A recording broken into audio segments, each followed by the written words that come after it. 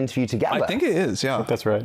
This is going to be the most unique interview then that you've done together. So this is very exciting. I want to start. I spoke to many mutual friends before, and they said, we've got to start with context. Sam, what gave you the conviction to do this 7 years ago? I think there were two things that seemed, well, I've been interested in AI since I was a little kid. And I studied it at college when nothing was working. But when we started, there were two things that seemed really important. One, deep learning seemed to actually legitimately be working. And two, it got better with scale. We didn't know how predictably it got better with scale at the time, but it was clear that like bigger was better. And that seemed like a remarkable set of things. And the confusing thing to us at the time was like, why does everybody else not see this? And why is everybody else not jumping on it? But they weren't. And so we wanted to do it. Can I ask, when there were those moments of doubt from everyone else, which there were across those years, what gave you the conviction to stick at it when, bluntly, very few others had that same confidence? It just seemed to us like it was gonna work, and we kept making progress. Like I would not call it blind faith, although there is some amount of you got to believe you can do a hard thing. But it felt really important to us to do this, that if we could do it, it would be, hugely meaningful to the world in some way, and that it might work. Like we had an attack vector we believed in, and then we had continued data that the approach was working. Of course, the specifics took a long time to figure out. We did not start off doing language models, obviously.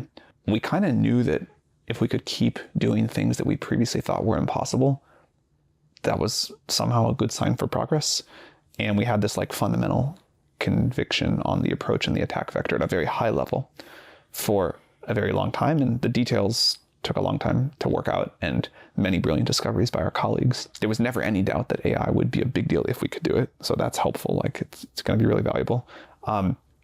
The approach we got successively more confident in, although it did take some wandering in the jungle for a while, or the desert, whatever that phrase is.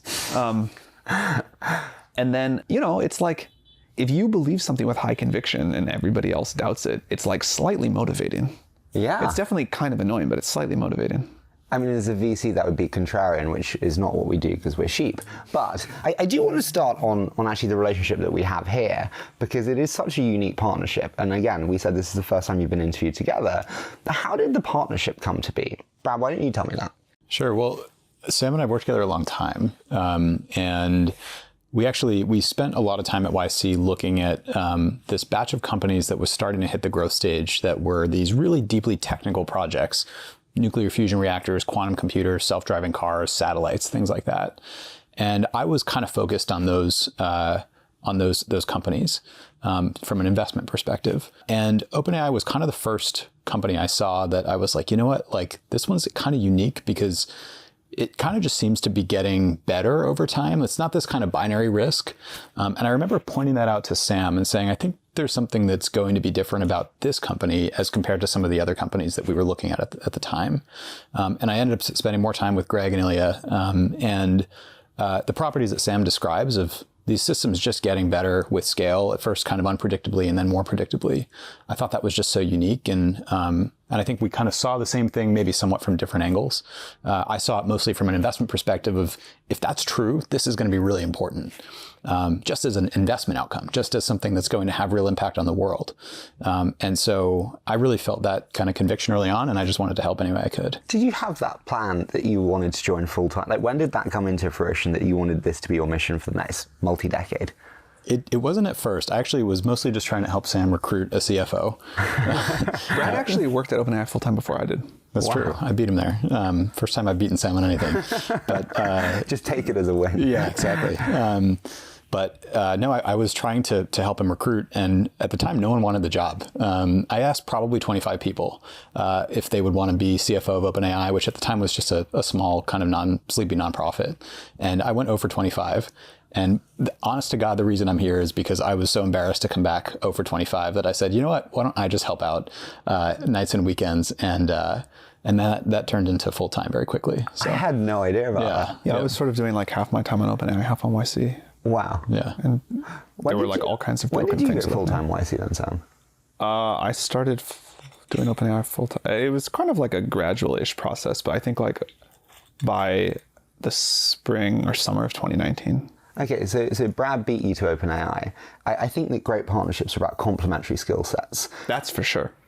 And so I wanted to hear from each of you, like an all-star Mr. and Mrs. Like, what is Brad amazing at that the world doesn't know? Look, I think one sign of like a good partnership, I'm thankful to have this with like a lot of the key people at OpenAI, certainly with Brad, is like, if you can't do each other's job, maybe Brad could do my job for a week. I certainly could not do Brad's job for a week. And I think that ability to divide up as a team and have a very high bandwidth communication channel with each person and all together as a leadership team is super important. Brad is good at a lot of things. I'll talk about just two here in the interest of time. One is adaptability. Brad joined to do finance, obviously, and now does something, I guess it's like in the sphere of finance, but very, very different. We didn't have a business at all, or we didn't have an appreciable business until very recently. And when it became clear that we were going to have a very fast growing business, I kind of like looked around and was like, we really need somebody. We got to get someone to do this. And I kind of like looked around the room and I asked Brad to do it. And he was just like, okay, I'll figure it out. Like, I might need like a little bit of time to get up to speed, but this is, I've done like business-ish stuff before and can go like build all this out. So the willingness to just like take on new challenges at each level of company scale and figure it out as you're going, Brad is super great at. And then the other one is, I'm like financially illiterate, so all of that seems amazing to me. But to build out a new product category and go-to-market function around that takes a very wide array of skills and a great deal of patience, and sort of like a customer obsession from a product to a business model to a how we're going to deal with customer support and everything else that goes around that. And Brad's ability to see the whole picture of that and how it comes together so that, a company that we're here today at this enterprise sales event. I think if you had said a year ago, we're going to be like a great organization. Oh, not yet a great organization. We're going to even be a very good organization at doing, an enterprise go-to-market function. I would have said very low chance that that's going to happen. And now we have a pretty good one. I mean, we're going to discuss it later because I think the go-to-market that you've built is incredible. If we flip the tables, though, what would you say is Sam's biggest strength that not many people consider or know? Well, I assume some people know this, but I think... You can say none, that's fine. I'll say two things. They're interrelated. One is, I think at any given point in a company's life, there's only like 1 to 3 things that really matter at that point. Those things change, but there's almost never 10 things that really matter. And I think Sam has an incredible ability to be laser focused on those 1 to 3 things. And that spills over into how we run the team. Because if I know what he's focused on, and we may disagree on what those things are, oftentimes I think we agree, but yeah. If we can at least align on what those things are, and they may not be the right global bets, but they are the ones that feel the right at the time, then it helps me to translate down to the teams that I'm building on, whether it's that we want to be, more enterprise focused, or it's that we want to really actually change the bet we're making on research, or we actually want to bet more on one thing versus another, or we really need to get this thing right. It helps keep us moving very fast. And I think that's kind of the key to how to kind of maintain velocity at scale that most companies start to lose inherently as the number of things and what the perceived number of important things are goes up. And the second thing I'll say is just a very long-term future orientation. And you kind of have this like idea that you're running at this thing that's like really far out there. And the process of just defining what those 1 to 3 things are, by the way, that's most important, is really just a function of trying to figure out what the 1 to 3 things are that are the fastest accelerants to get us to that point. And Sam's has this like maniacal focus on that future world. My job is just to fill in everything in between. What are the 1 or 2 things that you think are most important to you now then? There are a lot of AI orgs in the world that can copy what other people do. Like once you know something is possible, once you kind of know the rough shape of it, once you know that people want it, that's not so hard. Or it's like somewhat hard. It's really hard to figure out how to do something new for the first time. And to do that consistently over years, and hopefully, if we're lucky enough, over decades. Building a research org and a product org and a whole company that puts these things out in the world, because we also innovate on business models and anything else. This culture of repeated innovation, so that we're not just making GPT5 amazingly great, but 6, 7, 8, whatever we're going to call those. We won't keep numbering them like that at that point. Making sure that we're set up to do that from a thinking about where the researches can take us, what that means for where the product's got to go, what that means for where the whole company has to follow. That's a big one. What are the biggest things that would prevent or slow down the velocity of OpenAI's decision-making, innovation? I think we have the best researchers and best research culture that I'm aware of in the world. If we lost either of those things, that would be really bad. Not having enough compute resources would be really bad. And I think, we love doing cool research because scientific advancement is like the coolest, most exciting thing in the world. But really, we're here to like do useful stuff for other people. And if we do the best research in the world and then we make it as efficient as we can, but we still don't have enough compute to provide it to everybody on Earth who wants to use it and is going to want to use it so much more as these models get way better, that would get in the way. That'd be really bad. So the second thing I was going to say for priorities is thinking about how we get enough compute to fulfill the demand of people who want to use these. How do you think about answering that? I know it's the holy grail question. That one I probably won't answer in front of a camera, but I am optimistic. By treating that as a whole system problem, I am optimistic we will really surprise the world on the upside. Good. Can I ask on the decision making? How do you guys make decisions between the two of you? How do you determine what to get delegate versus what not to? I think it comes back to just being really aligned on what is most important. And you'll probably just hear me repeat that phrase, but things that are kind of specific to or even tangential to the most important things, we really spend a lot of time on as an executive team, as a leadership team, trying to make the right decision around. Sometimes it's obvious, sometimes it's not. Everything else gets delegated. So I probably make 10 decisions a day that don't go to Sam because they're not the most important thing. But we will spend an entire executive team meeting on one thing, and then we'll spend the next meeting on that one thing if it's really the most important thing. Do you agree with the saying that it's like 1 or 2 decisions a year define a company? Or do you agree with you make 10 decisions a day and actually it's all about the incremental little decisions that add up to the progress of a company? I'm always stuck between both mindsets. I very much think it's both. I think there are... one of the things that I loved about being an investor was that job is really a job about 1 or 2 decisions a year, or maybe 1 or 2 decisions a decade. An operator role is definitely not my natural... This is not my natural place in the world, by the way, but in an effort to get slightly better at it, one of the things I have learned is that it is true that there are only a handful of strategic decisions. It feels more like 1 or 2 a month than 1 or 2 a year, but it's not like that many, like big, like here is the what decisions. But the how decisions there are a lot of those. And I think people who claim there are not a lot of those have not tried to run a complex company before. Because it would be ridiculous to say that any CEO makes 1 or 2 decisions a year or a month.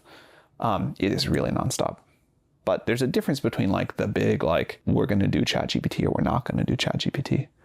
And then the like to make that successful along the way in the spirit of making that one decision a successful one. Here are the 10,000 little things you have to do along the way.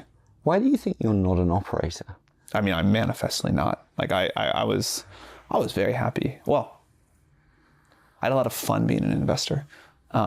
It's not a fulfilling. It was not a fulfilling job for me, but it's a very fun one. And I kind of like, all of the like things that people say to make fun of investors are somewhat true. Like for a quality of life job, it's a great trade-off. But yeah, with no false humility, I'm just not an operator by nature. I'm happy to do it because I really love OpenAI, and I think AGI will be the most important thing I ever touch. But this is not my natural fit. It's just funny to hear when you think about OpenAI being, the fastest growing Brad company. would agree. I'm sure. I would agree. Yeah. I would definitely agree. That's one where you're like declined to comment. No comment on that one.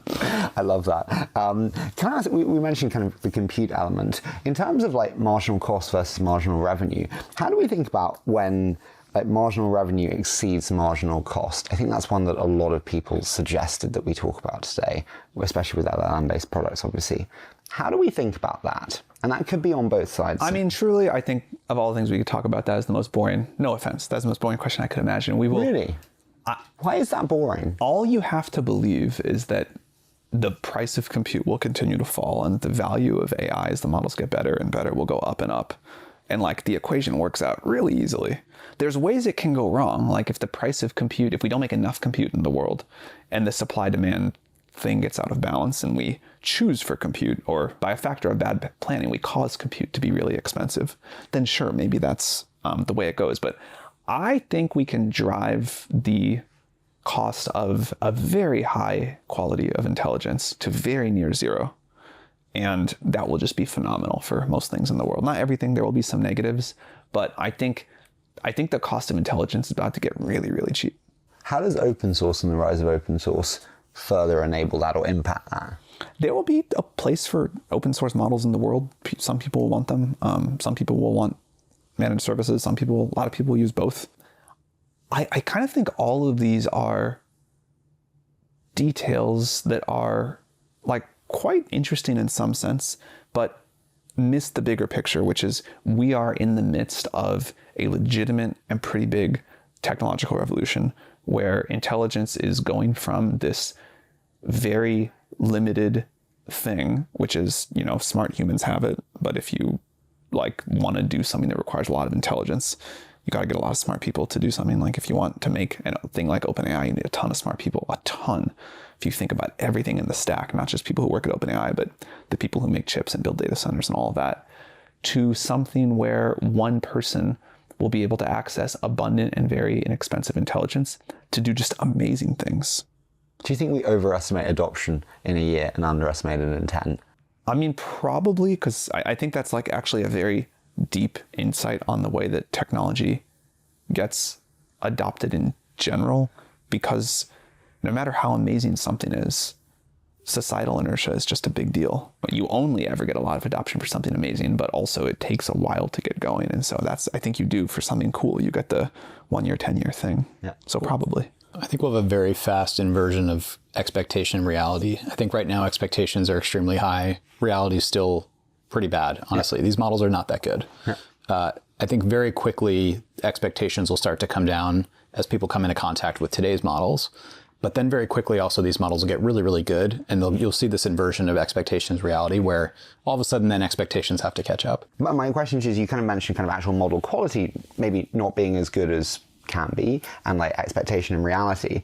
The other cool question, which might be a little bit boring, but it's just the commoditization of models. And I've never seen it before where you have like Mistral 1 week so hyped, and then you have, whatever bar the next week. And it's like the transience of different players being preceded in the media as kind of winning, so to speak, is so moving every week. Is this a game of commoditization?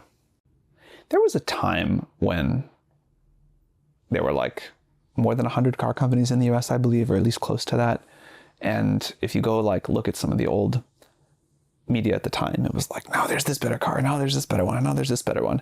And I think that same thing holds true for most new industries. I think it's fine. I mean, it's probably good, but I don't think that's where the enduring value will be. I think eventually it will shake out. There will be a small number of providers, just a relatively small number, dozen, something like that, doing models at big scale. And it'll be extremely complex, extremely expensive. And the differentiation, and I hope we all continue to push each other to make the models better, cheaper, faster, and commoditize in that sense. And the long-term differentiation will not be, I don't think, the base model. Like that's just, intelligence is just like some emergent property of matter or something. The long-term differentiation will be the model that's most personalized to you, that has your whole life context, that plugs into everything else you want to do, that's like well integrated into your life. But for now, the curve is just so steep that the right thing for us to focus on is just make that base model better and better. Mm-hmm. Can I ask you, you mentioned obviously your time investing, and Brad, you obviously engage with so many large enterprises around the world today. For me as an investor, I see so many AI companies, and I'm not investing in any application layer AI companies because respectfully, we've seen OpenAI come out with products and it's like, well, that killed a whole industry. I think fundamentally there are two strategies to build on AI right now, or startups doing with AI. There's one strategy, which is assume the model is not going to get better. And then you kind of like build all these little things on top of it. And then there's another strategy, which is build assuming that OpenAI is going to stay on its same rate of trajectory and the models are going to keep getting better at the same pace. It would seem to me that 95% of the world should be betting on the latter category. But a lot of the startups have been built in the former category. And then when we just do our fundamental job, which is make the model and its tooling better with every crank, then you get the OpenAI killed my startup meme. Yeah. If you're building something on GPT-4 that a reasonable observer would say, if GPT-5 is as much better as GPT-4 over GPT-3 was, not because we don't like you, but just because we have a mission, we're gonna steamroll you. But there's a giant set of startups where you benefit from GPT-5 being way better. And if you build those and AI progress keeps going the way that we think it's going to go, I think on the most part, you'll be really happy. As an investor looking for an investment thesis that will actually last, what are those that will not be steamrolled that I can invest in, Sam, versus those that could be? Ask the company whether 100x improvement in the model is something they're excited about. It's actually, we can tell pretty well because we know the companies that come to us saying, we want the next model. When is it coming out? When is it coming out? I want to be the first to try it. It's going to be the best thing for my company. And then there's a lot of companies that we don't hear from in that regard. And I think that's like a pretty good delineation, is if there's a clear path to how better intelligence, better underlying intelligence accelerates that product in that company, most companies can tell that story really clearly. And so Klarna would be an example of that? Klarna is a good example. Because for Klarna, I mean, the numbers are astonishing. And think how much better that gets if the next model is as good as we hope it's going to be. I talked just this morning to an AI medical advisor, I guess they would call it. And they were like, here's the places the model's underperforming. It's still pretty useful for these kinds of things. But if the model could just get this much better on these metrics, we'd have all these other businesses. So can you all do that faster? And then we can have this thing that'll save all these lives and give people who have not had access to medical care some access. And how soon can we get that? And here's how many people are dying every day you delay. It was an effective pitch, actually. There were questions beforehand that I was I've never asked that. That's a terrible question. And I'm kind of proceeding to ask most of them, so I'm sorry for this. But we mentioned kind of model improvement there. How do we see the rate of model improvement? Is it linear? Is it does it plateau at points? Obviously now it's accelerated faster than ever in the last whatever time period we want to call that. How do we see that rate of improvement in models? It feels very punctuated externally, which means I think we've done a suboptimal job on one of our core beliefs. We have this idea that iterative deployment is important, and what you don't want is to go build AGI in secret in a lab. This is the limit case, toil away for a couple of decades, and then push a button, and all at once the world has to contend with AGI. And better than that to us, it seems, is to put a model out into the world, let people have some time to think about that, react, figure out how they want to use it, what they'd like it to do differently, what they'd not like it to do, what guardrails society wants or doesn't want, and then, build up sort of more societal engagement with it. And I think in some sense, one of the most important decisions we ever made was this one. And that includes things like deploying ChatGPT into the world and getting the world to take advanced AI seriously, which we tried to talk about for a long time and didn't really work. And, deploying that really did. But as we think about future models, I think we underestimated, because we've like lived with these models for so long and because we watched them get better and better little by little, we underestimated how much, even with our strategy of iterative deployment, a lurch forward some of these things would be. So as we think about the next models, we're trying to find a way to make that even smoother, so that it feels closer to the smoothness we feel internally to the external world. Do you think the strategy of iterative deployment will still be possible moving forward as you get bigger and bigger? You see, obviously, like Fair and Llama released some on like medical scientific writing, and they got terrible blowback and they had to pull it away. Bard obviously did theirs, and they got an 8% reduction in share price. Like, as you get bigger and bigger and bigger, releasing an imperfect product can have such ramifications. Is that iterative deployment still possible over time? I think expectation setting matters a lot, but with the right expectation setting, I think it is possible.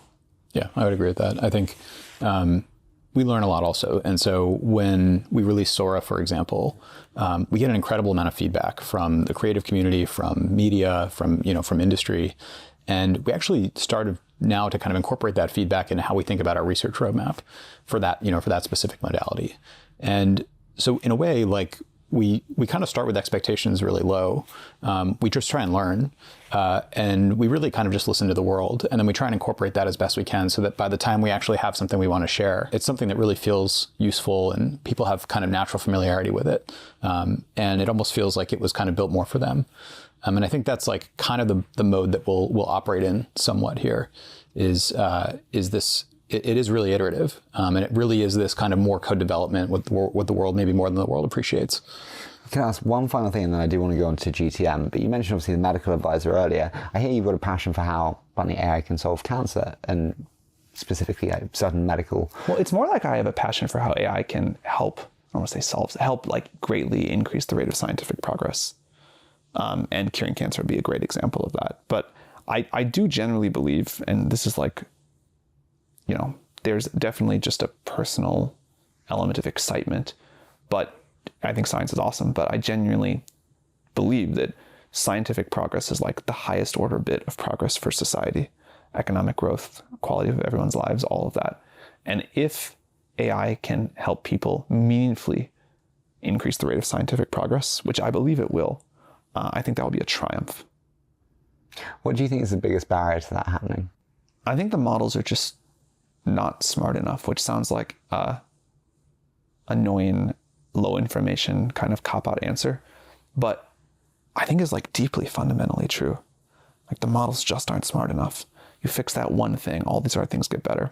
There will be all these ways that we have to figure out how to integrate tools into people's workflow, and model ability in different areas will matter a lot. But if you zoom out, doing scientific research with the help of GPT-2 would have seemed fairly laughable. With GPT-4, people do use it just in to help them do science, just in extremely primitive and limited ways. And with GPT-6, I think people will say, hey, this is like helping me as a general purpose tool in all these ways. And then with GPT-8, maybe people are like, this can do some limited, maybe not so limited tasks for me. Can I move to the company scaling? Because I think it's really important to cover. I mean, this is the most unprecedented company scaling really in history, especially when you look at speed of revenue growth. Brad, you've been at the forefront of that. It's a terrible question in many respects, but how have you scaled so fast, so efficiently, and what's the secret to that, and things seemingly not breaking? Well, it's always messy behind the scenes. But I appreciate you saying that on the outside, at least, it doesn't seem like things are breaking. Well, look, I think we found a moment with ChatGPT that it was the first like really human experience people have had with the technology. And we hear stories all the time of like where people use it. And it continues to amaze us, actually, how diverse these stories are. It's like on the one second, you're hearing like a research scientist at a company talk about how productive it's made them. And the next is like, this thing is writing code for me. I'm a software engineer at XYZ startup. And the next is like, I'm a new parent and like, I don't know how to take care of a baby, but like I ask this thing 80 questions a day and it kind of like helps me understand how to like navigate life as a new mom. And like the same tool can power each one of those experiences. And when you have something that's like that fundamentally diverse, and I think that kind of, fundamentally accessible, like it's just bound to have a really important impact in like in adoption and and how people use it. And I think, I mean, that obviously translates to a business impact, but our focus is just continuing to push on that front. The B2B business is obviously different kind of cadence to that business. There's more of an adoption cycle in the enterprise. We've had amazing success on the developer side. So we've always been a company that has really prided itself, I think, on just, we kind of build for who we know. Yeah. And so we've tried to build the best developer platform in the world for AI. Enterprise is a new focus for us. And so, that will have more of a, there'll be more of a process to building for the enterprise, but it's one that we're excited to take on. And so a lot more to come. Can I ask on talent? Is it bad if talent wants to join because OpenAI is the hottest company, it's the fastest growing company? Probably. So everyone has to join for the mission? Because I'm always like, does it actually, we always say mission. I mean, I think it's bad just because it makes us like harder to filter. It makes it harder for us to filter. But yeah, like I do kind of want people to think that they're doing something that's really important. I watched what has happened to other tech companies when they just become the place you want to work because it's a good resume item. And you can like filter against that to varying degrees. And as you said, it doesn't literally need to be total 100% true in 100% of cases. But I think companies that lose their mission orientation and get taken over by mercenaries usually come to regret that. It's interesting. You've invested in some of the best founders. Are there any that stand out as ones that you've learned from, that you've invested in and have shaped how you think about building? I have been extremely fortunate to work and like be along for a small part of the ride, I think, with like many of the best founders of my generation. And I'm also happy that they have been willing to like spend so much time now helping me. And can I push you? Are there one or two that stand out? And has there been a lesson or two from them? Chesky has been incredibly hands-on and helpful to me over the last year and a half, and is really good at a lot of things that I'm not good at and have had to like come up to speed quickly on. How to think about how we talk about our products, how to think about how to build great products. He is really a special person. The Collison brothers are incredible, and like every time I talk to them, I am like, that is a new deep insight that I just never would have thought of. It's like a totally nonlinear thing. I invested in a lot of companies for a long time, so I have like a long list of incredible founders and that have been like, I'm very grateful to, but have been like very willing to really kind of like help out in different areas. And I think in the same way that I tried to like learn a little bit each from a lot of different investors, trying to learn a little bit each from a lot of different founders has been a great strategy. Can I go back to usage? You mentioned the kind of divergence in usage from kind of consumers every day, maybe it's parents, maybe it's scientific researchers. You've also built an incredible go-to-market with some of the largest enterprises in the world. What have been some of the biggest lessons on enterprise adoption and how large enterprises are thinking about it, approaching it, adopting it, that you think are noteworthy?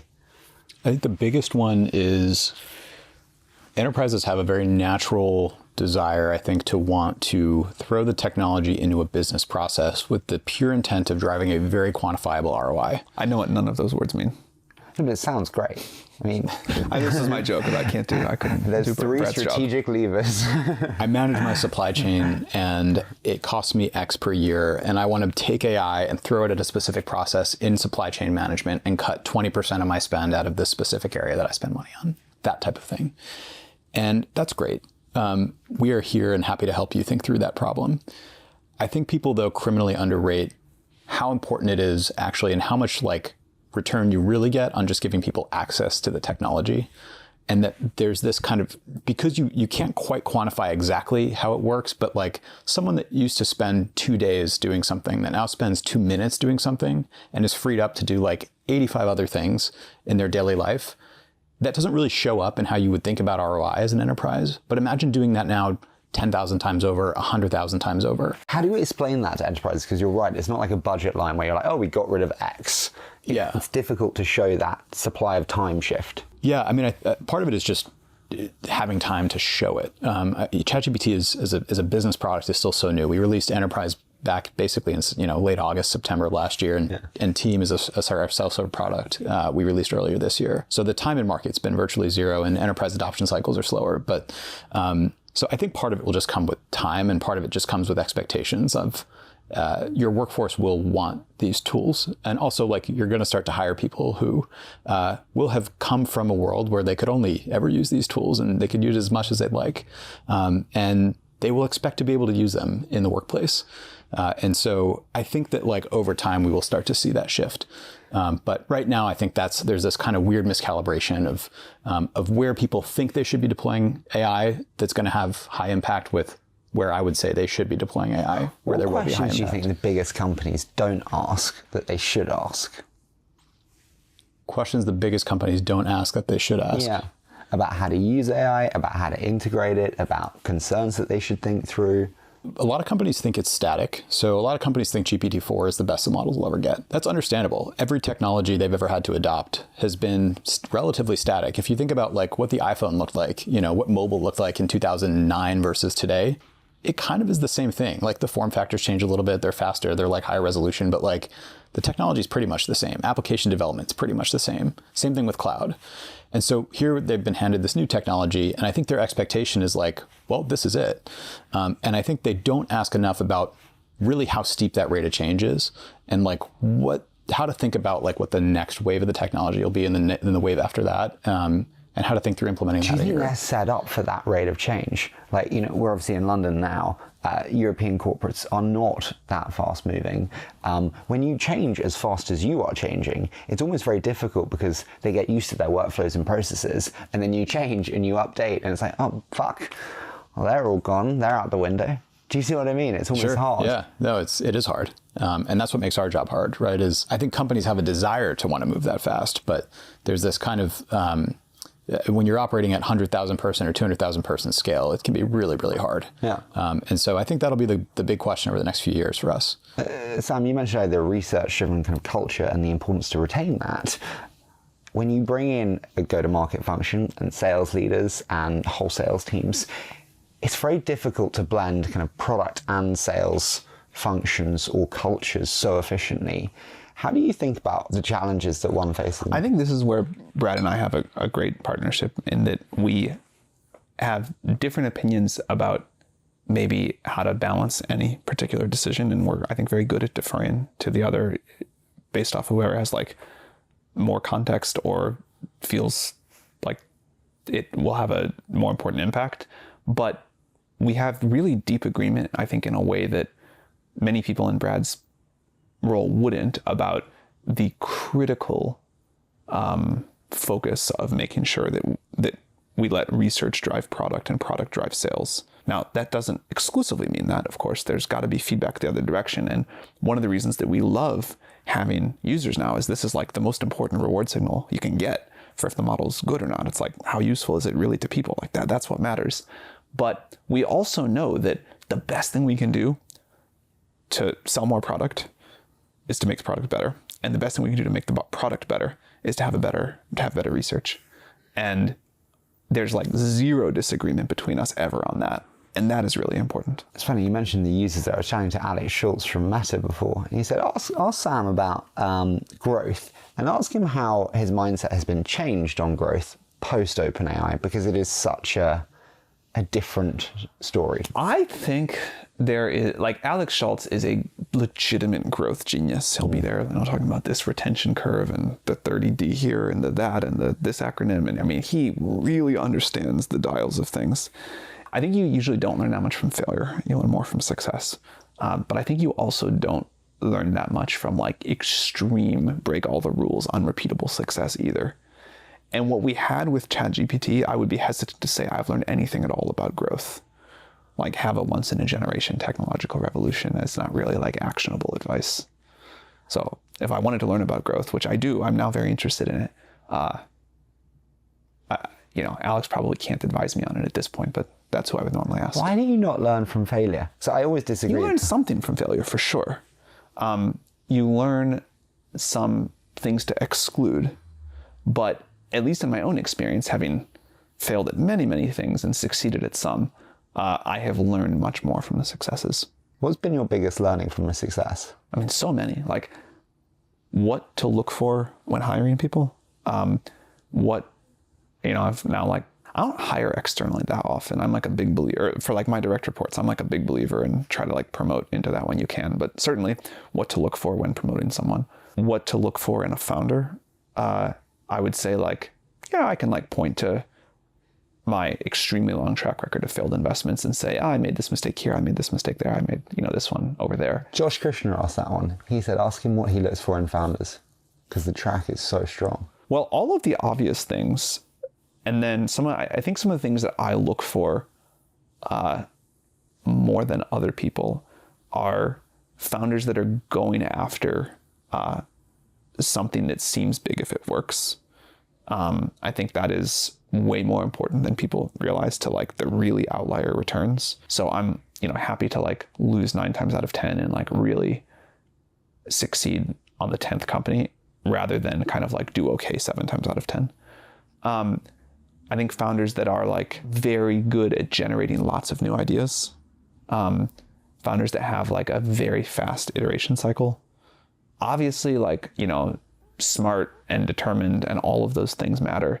Oh, great communication skills are something that I really look for. Do you? Okay, but I've fucked up so many, I've missed so many great companies, but I've fucked up because you get an engineering-led CEO, and respectfully, especially at seed or Series A where I tend to invest, they're not so honed, and so they don't have that communication. Yeah, polished I don't worry about, but like, as that great CEO used to, like, I don't mean communication in like, can someone sit in an interview and be like super charismatic and, like very, hit the talking points and like, no, clearly not me either.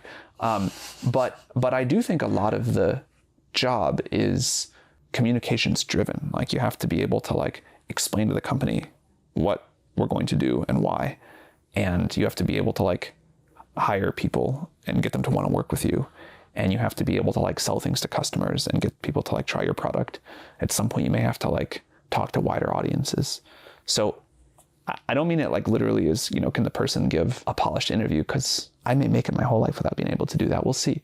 But in the day-to-day, able to clearly explain what you're doing, why people should care about it, what you'd like them to do to help you. That's super important.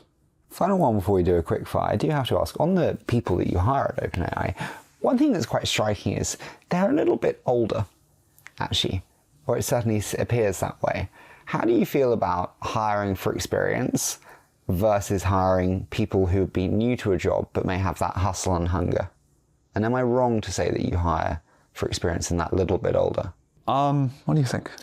I think, at least in my orgs where I set hiring policy and whatnot, there's a difference in kind of what the composition of your hires are and kind of what the composition of responsibility is in the team. And I try and keep this kind of this team where like great ideas are like kind of always elevated. By and large, actually, I would say like the really, really good ideas come from unexpected places on the team, not from like the most experienced end of the team always. And so that's kind of my advice, is like find a way to make sure that there's this very, very flat kind of like very, very even playing field when it comes to how you kind of like look to the team for perspective, for decision making, for judgment, and for creativity. You do need experienced hires, I think, in that they bring a little bit more perspective, obviously. But I tend to think that like really the like company changing ideas actually by and large come from places that are not those hires. Do you agree? I think there's like some roles where experience really matters and somewhere it either doesn't matter or is a slight negative or it could be a big negative. I think like our leadership team is probably more like 30s and 40s than the 20s and 30s you would see at other startups. And I think our technical people skew like slightly older. I don't have numbers, but maybe I would guess that like the average age of the technical team is like early 30s instead of the average being like late 20s at some other tech companies. I think part of that is just the sort of like path to becoming a great researcher. There's huge exceptions in both sides. And I don't want to say I don't care about experience on the whole, but I think there's like amazing people with tons of experience. There's amazing people with like almost no experience at all. I think whatever we're doing seems to be working, but it's not like, I don't think about it as a like, do we want more or less experience? I think it's very much like, who is the like, is this the person? I'll add one thing, which is there's a lot of areas explicitly where people coming in with experience, I think what we do is so categorically different. Like it is an entirely new category. The way that people kind of engage with, consume, use, talk about, put your verb in there. This technology is different. So the playbooks for how you actually like bring it to the world are really different. There aren't playbooks for a lot of these things. And so like the approach you take to solving problems you don't necessarily benefit in all ways, at least in my world, from people who've done it for 20 years before. Yeah, one of the joys of new industries is it levels the playing field. It does. I think you saw this in crypto in particular, where suddenly 19-year-olds were just as impactful as a 45-year-old because it doesn't matter. Yeah. I think in general, if you could like sample someone at OpenAI, look at the role they're doing and the level of responsibility they have and the impact they have and say, would I have expected this person to be more experienced or less experienced given that? You would say, on the whole, I would have expected / maybe even hoped that this person was more experienced. Are you ready for a quick fire? Sure. Okay, so 60 seconds or less. Per question. Let's start, Sam. What's the single biggest challenge to OpenAI over the next 12 months and then 5 years? 30 seconds each. Doing the best research and the best productization of like the best innovation on that stuff over the next 12 months. And was it 5 years for the second thing? Sufficient, like supply chain and compute. Brad, what have you changed your mind on most over the last 12 months? I would say actually it really is that I think the rate of adoption in the enterprise is actually going to be way faster than people realize. I think we will buck convention on that. Enterprises have a reputation as being slow adopters of technology. I think that will not be true here. Does that differ by geography? No. Do we have loads of experimental budgets? Do we have loads of experimental budgets? Well, we have real budgets, and that'll help. Yeah. Sam, what are you most concerned about in the world today? The whole thing just feels like way more on the whole situation of the world, the geopolitical thing, the sort of socioeconomic stuff, politics. It feels more unstable to me than it has felt since I've been paying attention. And there's no like one thing I would say that I couldn't with confidence tell you like, here's the crux of it or here's the root cause. But the general macro instability feels high. Brad, what's been the most unexpected thing in the scaling of OpenAI for you? I think it's how consistently the scaling of models has worked. It still breaks my brain. I've watched the same trend line for 6 years now, but I still find it incredible that you can make these models bigger and they get predictably better. And that is a tremendous gift. Brad, what do you know now that you wish you'd known when you started at OpenAI? I wish I'd appreciated the order in which the technology was actually going to have impact. It caught us somewhat by surprise how important the technology is and is going to be in creative industries, for example, relative to more knowledge-based industries or relative to even more industrial industries. We were doing robotics really early on. And so I was preparing for a world where we were working with robotics companies and building robots and working with gaming companies and building agents. And we've gone completely the other way. Sam, what do you not do much of that you'd like to do more of? I guess time is not particularly your friend these days. I don't really read anymore. I used to read a lot. That's a sort of sad change. Would you like to make more room for it? It's probably not in the cards in the short term, but someday. I'm okay with this trade for now because I know it's not a forever thing. But I have basically like run out of time for real life. I don't really get to hang out with friends that much. I don't get to like do the normal like life stuff. And it is both totally a trade I'm willing to make. And then again, it helps to know that it won't be a forever thing, but it is still just sad. Sorry, it's a bit of a deep one. Are you happy? I saw, Elon's interview. I am really happy. I wouldn't say I'm having fun, but I am really like deeply happy. I have fun. That's great. Good for you. I mean, you both also got married in the last year, which is very exciting. That is very exciting. Can you impart some wisdom on how do you retain a romantic relationship, a partner, happiness there, where you're also, I mean, traveling all over the world literally every day? Communication. I'm still learning it. Over communicate, be empathetic, and appreciate that like this job is as taxing as probably anything on earth. And the person though that is really paying the price for that is not you. It's your significant other. Look, I just got 10 out of 10 lucky.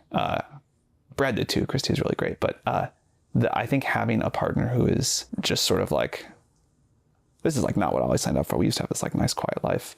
And having a partner who is just like supportive of it, who gets it, who's like, you know what, you go deal with that. I'll like hang out and we'll have like a lot of time. We still like that's the kind of the one other thing I make time for. But having a supportive partner, not just supportive, having like an enthusiastic partner, which is like, this is really important. You go do this. Like, I'll make it work. I'll try to like be flexible around it. I am extremely, extremely grateful. Did you know straight away with both of your respective partners that they were the ones for you? Pretty early, yeah. Yeah. Brad, where will OpenAI be in 10 years? Oof. I hate making 10-year predictions. You can have 5 or 20. Does that help? Doesn't make it better. I mean, I don't know, pass. I know Sam hates it even more than me. Or we can do a both one, which is like, when you look forward 10 years, how do you see the state of the world then? And are you excited for that future state? Yes, we wouldn't be doing this work if we weren't excited. Or at least I wouldn't. But tremendously. I hope that people look back and say, we cannot believe how barbaric they had it in 2024. In the same way that we could look back a few hundred years or many hundreds of years and say that same thing.